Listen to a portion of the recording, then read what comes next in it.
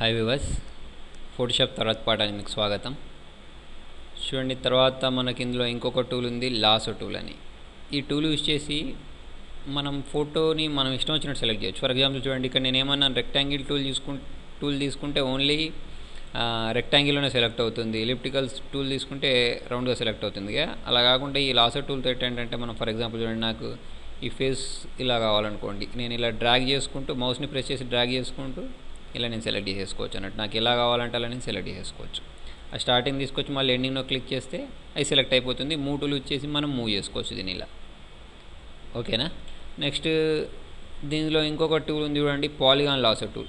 దీంతో ఏంటంటే ఆ ఫస్ట్ టూల్ ఏంటంటే మనం క్లిక్ చేయడం ఆపేస్తే మౌస్ నోట్లో లెఫ్ట్ బటన్ వదిలేస్తే అక్కడికే అయిపోతుంది. కానీ ఇది అట్లా వదిలేదు. చూడండి, మీరు ఇట్లా క్లిక్ చేసుకుంటూ వెళ్ళిపోవచ్చు అన్నట్టు. ఇట్లా మీకు ఎక్కడ కావాలంటే అలా క్లిక్ చేసుకుంటూ మళ్ళీ ఇక్కడికి వచ్చాక మళ్ళీ స్టార్టింగ్ పాయింట్కి వచ్చాక క్లిక్ చేస్తే అది మళ్ళీ సెలెక్ట్ అవుతుంది. ఈ మూడు టూల్ యూజ్ చేసి డ్రాగ్ చేసి ఇంట్లోకి తీసుకొచ్చుకోవచ్చు. తర్వాత ఇందులో ఇంకొక టూల్ ఉంది చూడండి, మ్యాగ్నెటిక్ లాసో టూల్. ఇది యూజ్ చేసి మనం మౌస్ని జరిపితే చాలు అదే సెలెక్ట్ అవుతూ ఉంటుంది. చూడండి, సెలెక్ట్ అయిన దాన్ని డీసెలెక్ట్ చేయాలంటే కంట్రోల్ D ప్రెస్ చేయండి. కంట్రోల్ D ప్రెస్ చేస్తే సెలెక్ట్ అయింది డీసెలెక్ట్ అయిపోతుంది.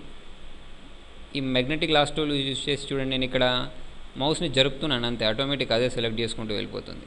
ఇలా మౌస్ని జరుపుకుంటూ వెళ్ళిపోతే అది సెలెక్ట్ చేస్తుంది. మళ్ళీ ఈ స్టార్టింగ్ పాయింట్కి వచ్చిన తర్వాత క్లిక్ చేస్తే సరిపోతుంది. డబల్ క్లిక్ ఇవ్వండి, అది సెలెక్ట్ అయిపోతుంది. సెలెక్ట్ అయిన తర్వాత మళ్ళీ as it is move tool use చేసి డ్రాగ్ చేసి ఇంట్లో పడేస్తే అది ఇంట్లోకి వచ్చేస్తుంది.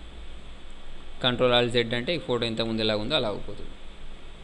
తర్వాత చూడండి, ఇందులో ఇంకొక టూల్ ఉంది, మ్యాజిక్ వ్యాండ్ టూల్. ఈ టూల్ యూజ్ చేసి మనం ఒకటే కలర్ ఉన్నది సెలెక్ట్ చేయొచ్చు. చూడండి, ఇప్పుడు నాకు ఇక్కడ ఒకటే కలర్ బ్లాక్ కలర్లో ఏమి ఉందో అది మాత్రమే సెలెక్ట్ చేయడానికి ఇది యూజ్ చేయొచ్చు.